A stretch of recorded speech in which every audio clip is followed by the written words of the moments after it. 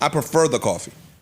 What up, though? It's your boy Coffee back with another one, and right here is Danny from the Stop throwing the space with Elliott Wilson. He also had Rocky Thunder in there. Rory from New Rory and Mall came by to stop by, and it was a good space. You feel me, Mister Number Five, the OG, the pioneer himself, answered all the questions. So y'all give me y'all thoughts. Comment, like, subscribe. Enjoy. Yeah. I don't see him. Dan, you gotta keep up with these creatives out here, man. You slipping. You know about these young creatives out here, man? It's only big stop in this video proof. All right. Mr. Morale. Good afternoon. Hope everyone's doing well. Elliot, shout out to you for creating Double XL. Thank you, Um, brother. I didn't create it. I just took it to another level, but I feel we'll, you. we'll taking it to another level. You guys got my allowance money many a time. Hey, So I do have two questions. One, what made you create Double XL when the source was like extremely dominant? And two, what gave you the foresight to put Jay-Z on the cover in '97, being your first magazine cover to put on the Double XL um, inaugural edition? not my cover. That's the crazy part. I think I told about it in Vlad. Like I get credit for that, but that was actually not my cover. The first one, it was a whole masterpiece split, which was brilliant at the time because I was at the source as music editor when it came out. The original Double XL was the guys that left the source, particularly James Bernard and Reginald C. Dennis. Reginald C. Dennis was the original music editor at the source, who I kind of respected and idolized because I was like, yo, this guy gets all the records before they come out. He gives out the mics, like he's the man. So I wanted to be that. I wanted to be the music editor of the source. That was my only career goal. So, um, yeah, at the time when they first launched that magazine, I was at the source, the music editor, and I remember how pressed they were about, oh shit, these guys is putting out a magazine against us, and how stressed they were about it going down. Like Dave Mays was so stressed, and the team over there. So I always had that in the back of my mind. So I was competing at that time against that. So when I left the source and quit, and they offered me the extra cell job, I was like, I got to compete with the source head on. I got to call them out. I got to say I'm gonna beat them, even though it seems impossible because they're selling damn near 300,000, 400,000, 500,000 copies a month, and XXL can't even sell more than 30,000, 40,000 copies. But I was crazy. I was young. I was determined. I felt I was wrong, and I just made my mission statement from jump of like, not only am I going to be successful, I'm going to beat the source. I'm going to kill the hip hop Bible, and eventually I did. It took a long time. I thought it was going to be a year or two, but it took 5 years. No, 6 years. 4 years in 2003, we did the first, time Eminem, 50 Cent, Dr. Dre cover. We outsold them, but then they went right back to kicking my ass. It wasn't until '05 where I clearly was number one. So it just became a personal thing with me. Not nice. One more hip hop nerd question: how did that cover with Dr. Dre, Eminem, and 50 Cent come about? Because that's an iconic cover. Like, for those who haven't seen it, like, do your googles. Like Yeah, that. I think it's the greatest magazine cover. The one they put against me is the it's hard to beat too.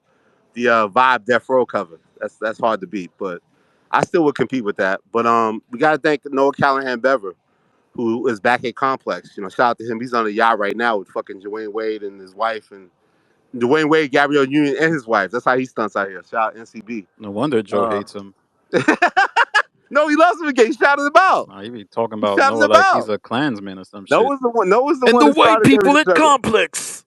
Noah started the everyday struggle thing, made it happen. So yeah, Noah had a good rapport with Dart Parker, who worked at Shady Goliath at the time, and my whole thing was, as I told people, like, yo, when I took over Double XL, Eminem had beef with Double XL because the previous editors had wrote some article questioning like white rapper and hip hop and Vanilla Ice syndrome, and we get that he has bars, but oh shit, can a white man really run hip hop?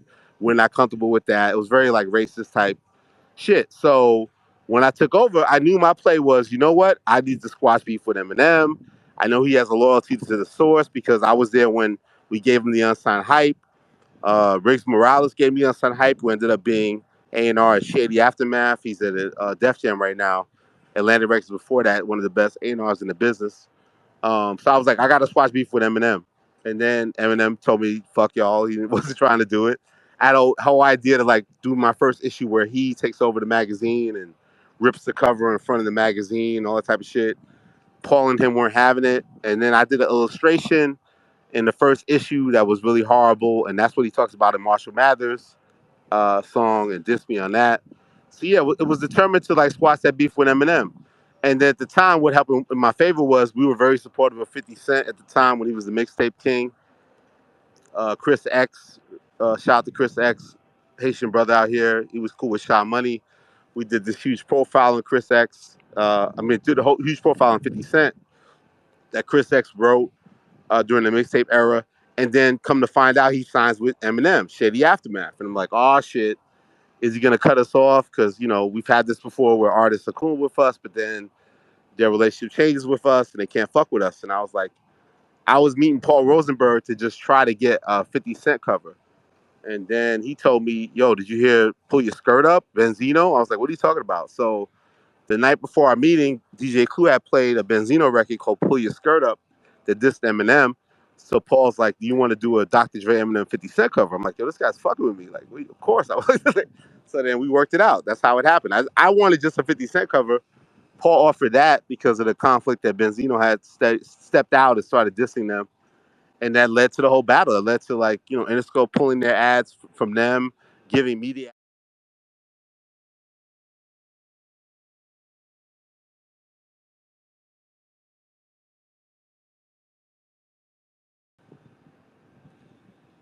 When did you kind of realize magazines were done?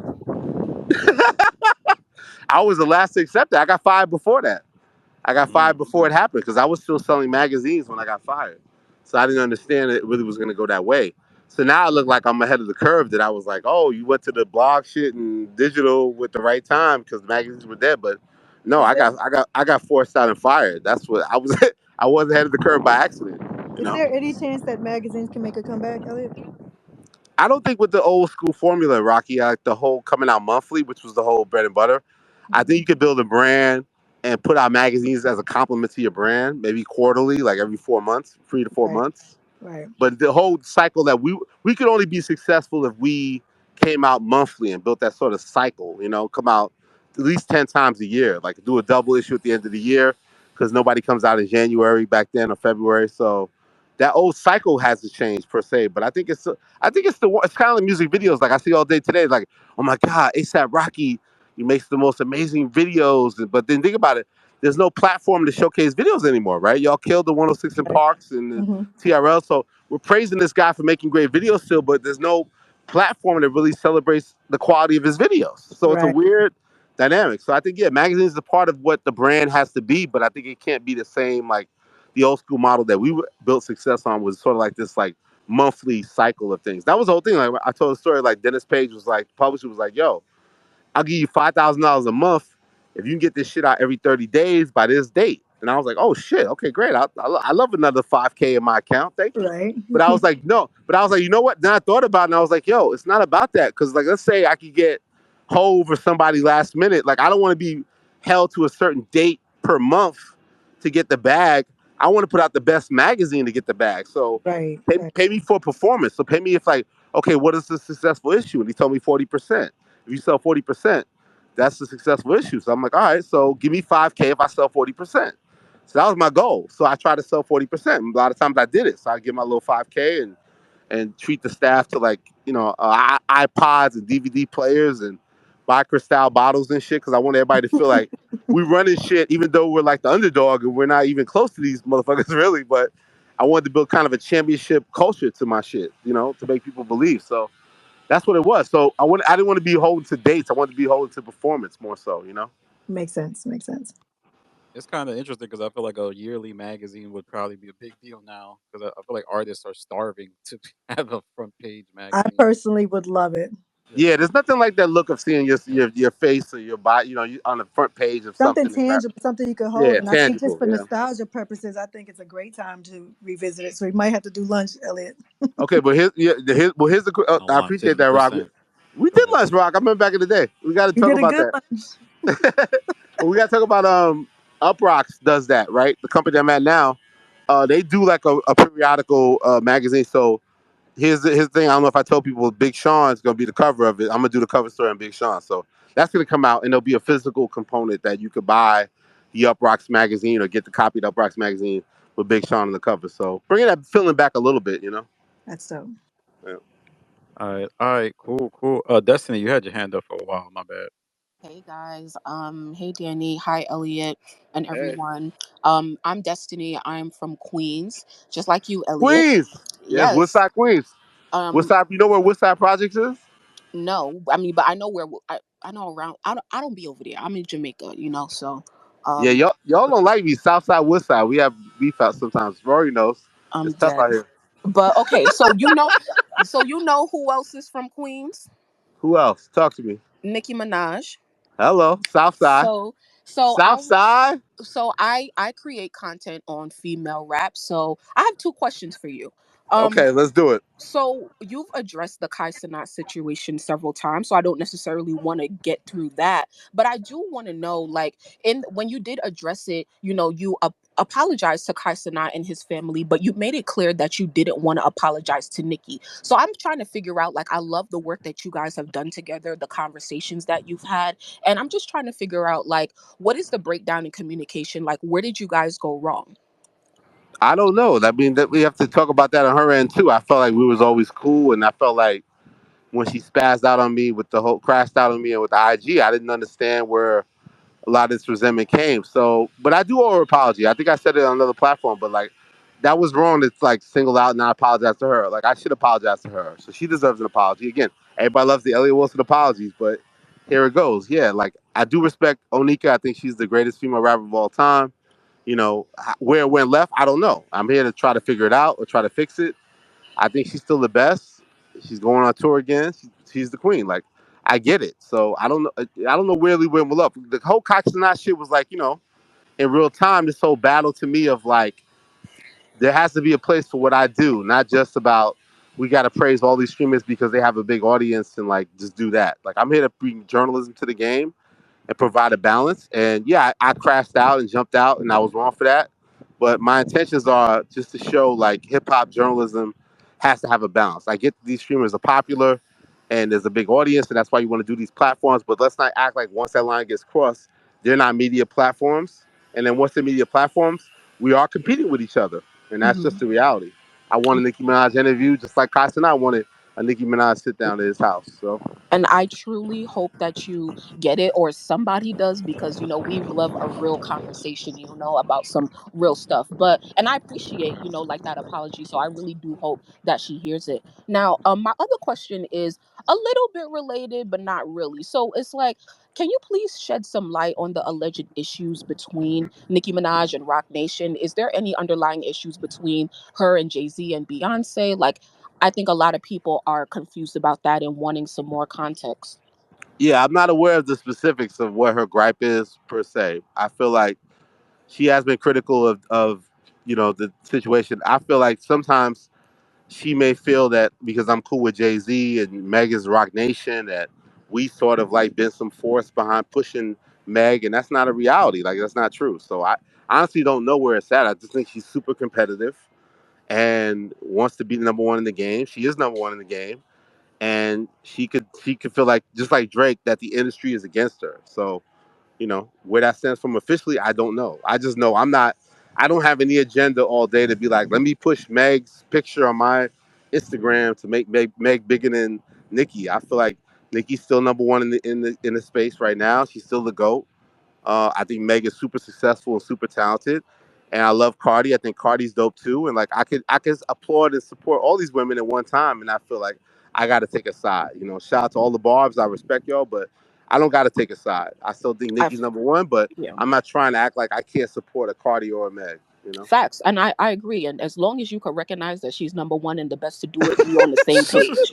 Shout out to the That's all that Barb's. matters. She dropped Elliot, that Pink thank you Friday so too much. right there. That 200K at the December. You Two can put hundred that. and twenty You put eight that sales k. on top of these girls' heads upon their head top. I see how you'll be moving out here. Remember, it's really 328K. Billboard took 100. Okay, just Oh saying. my God. Yeah, Travis Scott with them bundles got to stop, right? My niggas bundle crazy. Facts. What's Thank up you. with this, Tell Thank you nigga to so man? calm much. down with the bundles, man. What's Tell up with Trav it? to calm down, bundle boy. What's up, Calm down, Trav. Elliot? Elliot. Why Yes. is Rock Nation seen as the cartel? Like they've seen like some new. Rock Nation, the family. No, because the thing is, Ah! like, you know how like every like 10 years there's a new cartel moving crazy. There's like the dudes Rock who Nation now will they, crumble. yeah, like Rock Nation will couple. what is the perception of Rock Nation as this cartel that can stop anything? They're like in cahoots with the government. They're part I of the. love it. What's I that don't know. about? I'm cool with Rock Nation. Shout out to Hove. Yeah, Shout people out to say you're very Dez. cool with Rock Nation, so Shout that's why out I'm to Big asking you. Anna. Shout out to the Rock Nation team, man. They my Okay, peoples. I I don't know. I don't have a I'm problem with on the Rock other side of Nation. history. Like I don't know. Like I think it's internet. A lot of it's internet hype. I mean, look, everybody want to have a bad guy, bad person. Like the villain. We're in the villain era. So if you want to make the Rock the villain, then God bless. You know what I'm saying? It is what Hey, it is. I guess. market disruptors, got it. Okay. And Ellie, I can't help but notice there's been three people mentioned that you seem to have no idea why you are in beef with them. Now, that is interesting. So you telling me all these people have issues with you and you have no idea why? No, I think that they'd have to explain the issues to you. You to get you on the platform and tell you why they don't like. But you're the second Yeah. party, man. I'm the third party. You're supposed to clarify things for me. Okay, so who's the specific person? We want me to explain why I think they may have a problem with me. I can explain it. No, there was Charlemagne, Nicki Minaj, Drake. There's been like three people. That's a great list, What right? is it about you, man? What I don't grinds know. people's gears? I love the people, man. I don't know. You're I good, don't man. You're know. good. All right, BX native. Yo, so Elliot, so going back to the streamers real quick, what are your issues with them? Like, do you feel like the artists are I running don't to the know. I don't streamers know what for the. like, or you think they running to the art? They're running to the streamers because like they're softball interviews. They don't really ask hard hitting questions. Like I know you're a journalist, so do you feel like that? Like they just go to streamers just to get the audience and not really get asked tough questions. Yeah, I just think if you have the audience like that and people choose you as your platform, if you're Ice Spice and your album's about to drop at midnight and you pull up to the go kart and shit or fucking the moving truck and shit, like it's a media outlet. It's like going on Johnny Carson back in the day or fucking Studio Hall. Like, so let's not act like it is. It isn't what it is all I'm trying to say. So like my whole thing is like let's understand these streamers have also been now become media outlets. So if they're a media outlet, I'm a media outlet. We're gonna compete, And I'm not picking on like the young creative who's making money. Like I don't like that narrative of like, Kai's the nicest guy. He's just a kid. He plays video games. Like he's media now. He creates a platform. So yes, we're fighting to talk to Ice Spice on the eve of her release. So that's what I'm trying to say. It's like it is what it is. You're a media outlet now. That's how you're moving. You got Kevin Hart in your house twice and Drew Skis and all that. You're a media outlet, and it's fine. Are, are you saying that he's not necessarily like you have a problem with the streaming media? It's just he's competition now, so he food. I'm just saying everybody's competition, and it's fine. We can compete. That's all. So I could feel the way that Nicki Minaj gave him the interview and then give it to me, but I could have executed that better if I said that or displayed that. But that's what it comes down to me. I've always fought to get the story. Like that's what magazine culture is. Like I have a window where if I don't get that person, they'll be on the cover of the other magazine, and I'll look stupid. So I'm trying to always get the interview. I'm trying to always get the story and trying to compete. So streamers out, they can get it too. So we in it. Oh, so if Danny gets an interview that you want, you're gonna be shooting at Danny. You'll be like, yo, For fuck the sure. stop. You already did, man. Weak ass stop sign. Exactly. I'll, What I'll did crash out. I'll crash out for on Danny for less, man. Fuck that. Word. Danny from the stop. This nigga. I'm not as you see. I'm gonna just do what you do when people say they don't like me. I don't know why they don't like me. I did some. I don't know. I, I don't know. Absurd. Go ahead. So I remember Ella, you had posted a podcast that discussed other podcasts and they weren't flattering to you. Do you have a thought of the podcast talking about podcasts Wait, who did critique? that? Do Who you have did a that? you had posted a clip of a podcast that discussed other podcasts. I think they didn't speak about you Oh, the Menace in a Material flattering Kids. Those sense. Menace, Hmm. whatever. Yeah, yeah. No, I So just do you tease feel like that the big dude in there. I like to tease him and run down to him at clubs and just have a good time. That's all. It's Wait, all good. whoa, what? You ran down on him in the in club? person? Person? AJ said that story on his podcast. Yeah, shout out AJ, mm, man. I like that guy. He's a knucklehead. I like him. Why did you run down on him? What was the? I didn't What you, run down to him. I saw him at a function in LA, you said you and did. I was excited to see him. On back, you said, "Yeah, I'm gonna run down on Excited. people in the club." You said you ran down on him, man. Come on. I Why? I greeted the gentleman. I was excited to see him. What did you give him like a firm handshake? Like was like a pull together? What was the handshake like? How There did you you go. end up? A nice firm handshake between gentlemen. Yes, indeed. That's what it was. AJ's retelling was different. He said you guys like stood in the middle of the club and looked at each other intensely. That's what he said. Challenged him to a duel and shit. No, Yeah, man. we just shook hands, man. It's all good. It's all love. All right, Evan, go ahead. You had it. I'm too grown to have no dust ups in the club, man. Come on, I'm a grown man. Evan. I'm OG, right? I'm old, right? That's what y'all say. Shit. Would you lecture in the club? Huh? I said, would you lecture someone in the club, Oh, or I've are you got at my that lecture age? on the club. Yeah, yeah, definitely. I, Rory might have been down with a couple of those, but I definitely get my lecture on. I'm a lecture. How do you navigate your relationship with Rory and Joe? Oh, that's a good. Yo, that's a good. You're good, Danny. I don't talk about either one to the other one, basically. So How I is don't. that? The And same shit. I'm actually friends with Rory. I'm not friends with Joe. I love Joe. I respect him. We have a good rapport, but I'm friends with Rory. Oh, that's But I don't choose interesting. sides. Like I don't be like, yo, how you feel about Joe? How you feel about Rory? I don't do that bitch ass shit. So, but Rory's my friend. Joe's not my friend, but Damn. I respect Joe a lot. We have a good rapport, great rapport. But Rory's my Hey, friend. that was kind of a shot at us. What? Wait, Who what? shot at who? A shot at the Who dude that Because you you shoot? just said beat that at. bitch ass shit. That's the questions we Who asked. that shoot? At us, because we asked questions like that to Rory. You said that bitch ass shit. No, but y'all Yeah, got to do it. You're getting the content though. That's I guess different. it's interesting because I feel like people in media now they act like Joe is their best friend, but then act like they Nah, don't Joe like. don't want to. Let me tell you something about Joe. He don't be none of y'all best friends. But He people gonna I give you want the to act. access. He gonna talk to all of y'all and go beyond. I tell you about it. He's the what quote unquote celebrity that will talk to the fans and feedback. But he'll do that all day. But Joe ain't really fucking with y'all like that. Like he keeps his. He Wake it has set. up. He has No, Wake set it bound. As up. Rocky knows, he has set boundaries with his shit. So it is Wake what it it I is. up. thought me and Joe were cool. Damn. All right. How did you end up on the show? Like, how did you end up on the pod? It was did he hear? Because I feel like that whole Drake rat thing was a setup. Y'all was acting like y'all was discovering that on Nah, that air. was a real moment. I gave him a gem Oh, with that, come right? on, man. Come on. Joe was like, No, yo, he they called got you a that out rat. of me. Pretend like it's organically going to be mentioned on air. No, I brought that Cabernet to the venue. I was having a good time.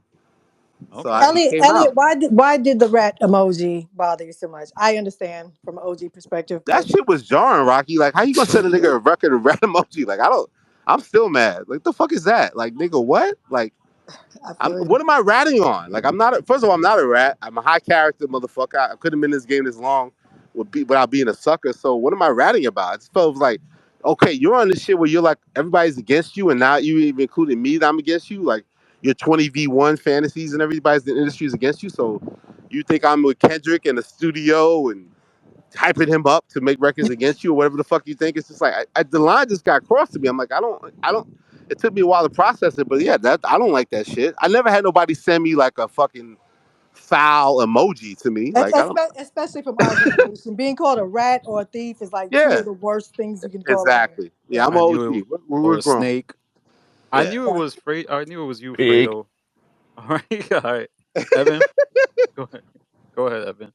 Elliot, I got a question for you because we keep going back to this. Everybody got issues with you, and you wonder why. And I think No, I it's don't like it's wonder very why. I don't wonder why. I when don't you wonder why. when you spoke to what we said, Nicki Minaj and Drake, and it's about to be Travis. If you hear that little bundle comment that you made, I don't. I hate that Fiend record. Fiend. I hate that shit. That Fiend record is trash. I hate well, the Fiend that record. leads me to my question. I Okay. think a lot of people view you as a journalist. So where do you think the line is between a journalist versus somebody who gives their opinion in media? Okay. I like these people. They're good. I think that in this era, part of being a journalist is Stephen A. Smith has been at the forefront of sort of showing you that it's op-ed. It's like what's your opinion about shit, not just you reporting what's going on, but how do you feel about that? So that's what world we're in right now, right? We're all doing that, right? That's what content creation looks like in 2024. So finally, I built a platform, bigger picture, and other places where I can say, okay, here's why Elliot feels. Like for a long time, people was always like, Elliot's not saying how he feels. Elliot's cool with this one. It doesn't say how he feels. So now I'm telling you how I feel, and you got a problem with that. It's just like it is what it is. So yeah, I think part of being a journalist somewhat is the op-ed side of it of like you're not only reporting the news, but you're saying as a journalist in your perspective, how do you feel about what's going on? And I think I try to be balanced about it. Like, I respect Travis Scott. I think he's one of the biggest artists of that new generation. Incredible live performer. But I didn't like that last album. I didn't like Fiend. And I don't like the bundle games that he plays with this shit now, with this current situation. But I respect him and know where his place is in hip hop. But my whole thing now is to not only just report what's going on, but tell people how I actually feel about things. And thankfully, I have the position right now where I could do that. Shout out to the good folks at Up Rocks and Jared Meyer and people that are working with me there and these other outlets that I'm building. And I want to give you both. I want to give you what this is what's going on in the culture, and then here's what I feel about it. Do you own your own content now? Is it all like? Do you I have? don't own I was just about anything, to ask him that. Joe. I own everything. Now we own our partners, man. We romanticize independentship, like, oh my God, everything's 100% owned by me. Like, some things I own 100%, some things I don't. I have partners. I'm here to, like I said earlier, like I'm here to always have both things going on. Like I realize I don't want to be a sole independent person. That doesn't make me comfortable. You know, Can I I take a guess I'm stab? spoiled. I don't think you own the Rap Radar catalog. Then who owns it? I'm asking you. You said you didn't think I did, so then how you asking me? You sort of But do how you you? feel. But you could clarify that. I definitely own Rap Radar. Yeah, me and Paul Rosenberg own Rap Radar. Oh, Hard to find. It's out okay. there. Got it. Got it. Yeah. We reached clarity. Salute, salute. Paul All right, D. so Rosenberg, Paul D. Rosenberg Esquire, in case you want to know. My guy. that's the Eminem's manager or former man. He does a lot more now, but that was right. Yes. That was Eminem's partner in all things. Yep. okay. He was the one saying to me that so the Rap Radar idea was I got fired from Double XL. We had a dinner like shortly after, and Paul was like, "What do you think about us doing a website?" And he was like, at the time, he was like, "Yo, Perez Hilton is the guy. Everybody goes to him for gossip." It was before TMZ, and then you have Ariana Huffington with the Huff Post, and it seems like that's sort of like a high regard of writing and critical opinion. What if we do a hip hop version of a merge of those things? And you, Elliott Wilson, used to write these crazy editorials, so your voice is missing in hip hop, and that's kind of how Rap Radar came to be, you know. And then we hired B Dot out the gate and Crystal Fairweather. Those are my two employees, and then we made it happen, man. Shout out to B Dot for helped me build this shit, and we Oh, competed so in the blog era. B dot came later, huh? No, it came from the jump. Yeah, but Came from the after jump. you, so you came up with the name. And, No, Paul came up with the name actually. Shout out Paul. Paul Rosenberg came up with the name. all right, I credit him. We would be emailing 2 a.m. rap names like a bunch of nerds trying to figure out the name, and then when he said Rap Radar, I hated it at first, and I was like, I told B Dot. And B Dot told the story where you just gotta start saying it with authority, like it already exists, like Rap Radar. Like Rap Radar can sound corny at first, but just say Rap Radar. And what I liked about it is it sounded like it already existed or was around when it was when it actually was new. It sounded like it was already something that already existed. So just say Rap Radar with confidence, and that's what it became, Rap Radar.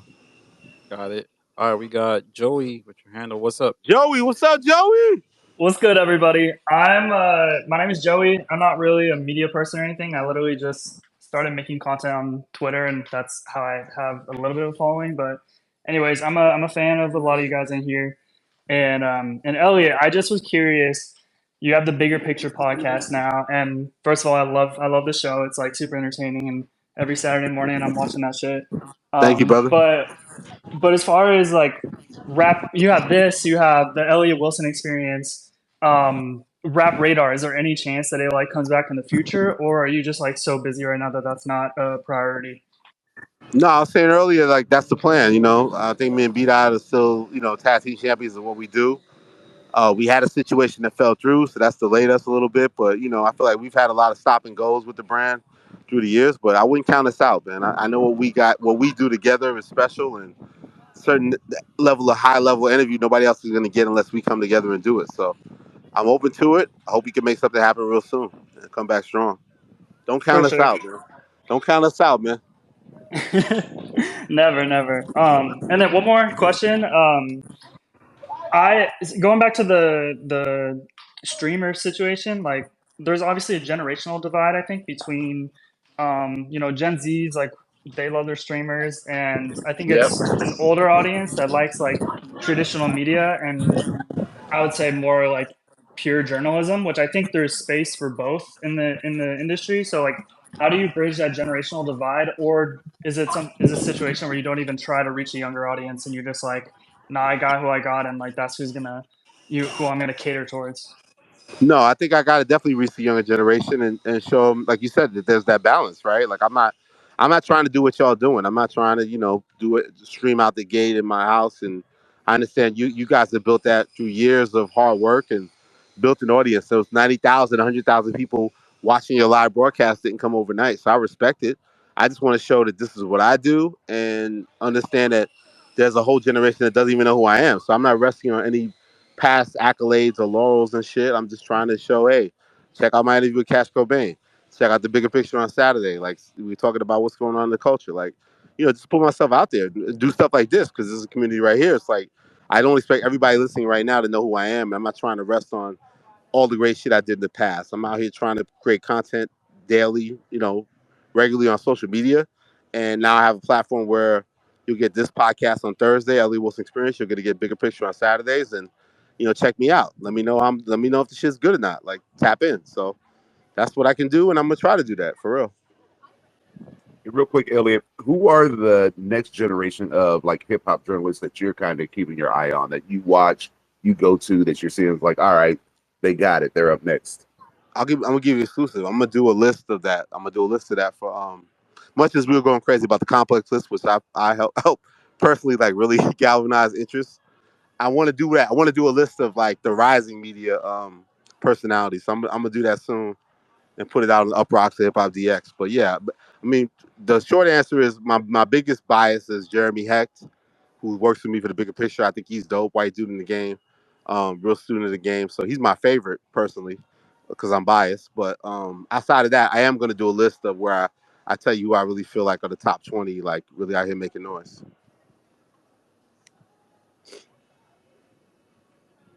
With the Elliott Wilson experience, are you going to be talking to people outside of hip hop as well? Yeah, that is the goal.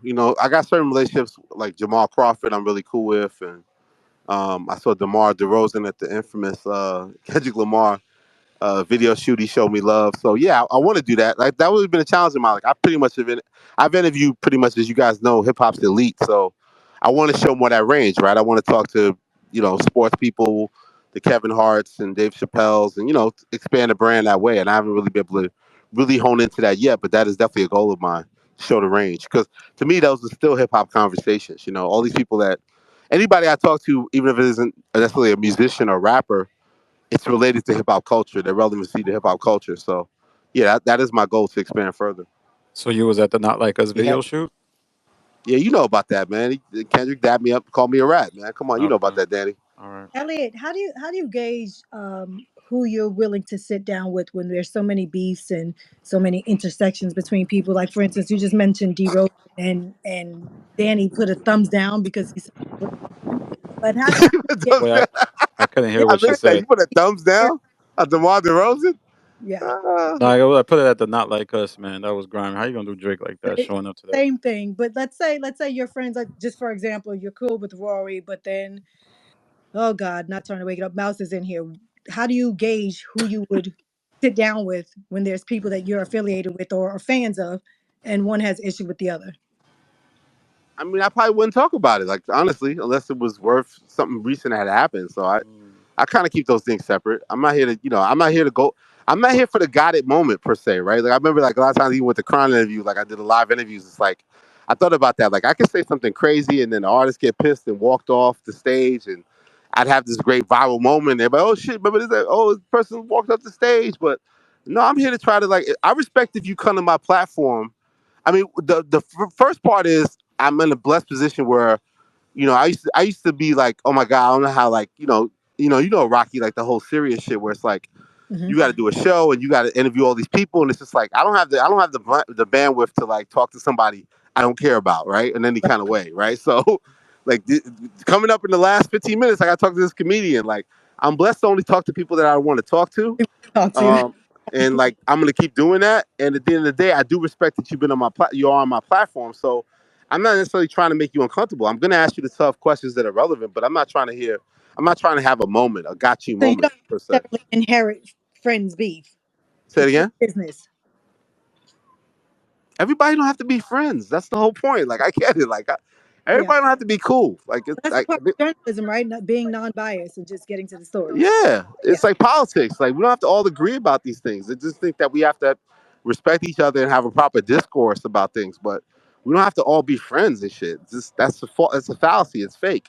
So it's about some real shit. When I tell you Rory's my friend, Rory's my friend. That's different. So somebody's my friend, my friend. Like it's just it is what it is. Like it just develops. So I don't like the fallacy part of this shit. It's the reality's the reality. But at the end of the day, be objective, be fair, be critical at times, and if you're blessed to be in a position where you can only talk to you get to only talk to people that you want to talk to, respect that they came to your platform. They don't have to do that. absolutely. Okay. Mafiani, got your hand What's up. going What's going on, man? I appreciate y'all letting me up. I just wanted to show respect to everybody in the room. Elliot, just got two quick questions for you, man. The first question was, when it comes to the future of labels, what do you see as the future of major labels in the industry right now, where many artists are finding success independently? Yeah, I think it's a crazy time. I haven't really fully gathered everything that's going on with the whole Ellie Grange and Atlantic and all that stuff. I think at the end of the day, it's going to be less, less, right? It's going to shrink down where it'll be less labels and less, signings and less situations, and it'll force people to go more and more independent. So I think that's always going to be the balance of things. That would be my like off the key like prediction at first, but yeah, I just think that in any way, no matter what, even if you get signed to a label, you got to build motion by yourself at first. So your movement, right? It looks like the only way to really crack this game is to build motion on your own, and you're gonna have to do that. So whether you then end up signing with a label that could then help magnify and put the money behind you, marketing budgets to get you out there to a bigger stage, you still got to create it yourself. So I think inherently, an artist in the modern day, it starts with being independent, like it always does. Actually, it's always independent at first. No one signs you, and you got to figure out what you want to do and build your right team around you. Find those creative people around you that could elevate you and support you and present yourself to the world. And then whether that validation then comes from signing to a label, time will tell. But it all starts independent for everybody, really. Okay, thank you for that. Last question was, for artists who want to expand into media, how can they balance that with their music careers without, compromising either one? I think they should just do it. I think the whole thing, even with, I think eventually, what's going to happen eventually be, I think Joe's just going to start doing music again and still be Joe, the podcast king. He doesn't, I don't see it as an either or. I see it like, I would encourage artists to use platforms like podcasting to be part of what you do too. If that's what you're good at, like Wale or somebody like that, I always encourage him. Like, I'd like to hear him do something regularly, or even like doing a podcast, maybe limited edition podcast series around the release of an album. So I think all those things are available to you. I think it's really just comes down to, is the quality of work good? Is it good or not? If it isn't good, then don't do it. If it's good, fucking do it. I think Joe Budden can still make a good song and still deliver a good podcast. So I think we put a lot of barriers that don't necessarily have to exist. Like if the quality's there, the quality's there. So I'm open to, it's going to be more and more podcasts and more people, again, the independent spirit creating media outlets on their own. And if it garners the audience, then it's going to get further and further and grow. All right, man. Thank you so much. I appreciate y'all. I'm gonna go back to listening, man. I appreciate it. My man. Respect. All right. 13 more minutes, Danny? I know you be doing like 8-hour marathons and shit, man. Oh yeah. Yeah. 13 minutes. Make it count. All right. Cool. So we have a couple questions. Danny, you feel good about this? You feel Yeah. good? You got your shit off? You I think good? we're going. I don't like how you went on back fuel and was like, "Oh, I switched up on you after I asked for the interview." That was BS, Elliot. You were throwing out some nasty narratives. Wait, what I say? Say it again? What I You know do? what you do. You this are you doing it I again? dissed you on backfield? I dissed you on Yeah, you backfield? dissed me on back fuel. You know that dude, that hulking figure that records that podcast, a real ogre of a man. He was. You said that I switched up on you after I asked for the interview, and I was like, "Why'd you say that? Why would he say that?" Oh, you did a couple of videos kicking my back end. You How did I did. kick Come your on. back in? I just felt like you shouldn't. I forget. It was a couple of videos. You was taking shots. It's I all just good. felt like the only thing I said was I feel like Ish is more impactful right now. That's all I said. Oh, you trying to put me against Yeah, Ish, my light skinned yeah, brother? man. That's all I said. Bruce, And I I missed. also thought you. I'm not a Charlemagne puppet, but I also thought the 5 was a little high. That's all. Wait, who's BX native Chris? Bring him up. He's here. Who's that? Yeah, bring him up. I saw him some Yeah, earlier. I'm right here. You can bring up Low too if Low want to talk. Shout out You Low. didn't answer my question. What's the I question? said, Sorry, give me the question I again. said, My why bad. My did you bad. say I switched up on you after the interview? I think I saw a video where you said some unkind things that just kind of jabbed me a little bit. So I was reacting to that. I don't remember what the video was, but it was something that I saw after the situation What situation? where I think you reached out to do the interview and I didn't want to do the interview yet. So I think you felt the way. Then you started being critical. That's what I Uh, thought. Was that December? December, right? yeah, I mean that was a long time ago.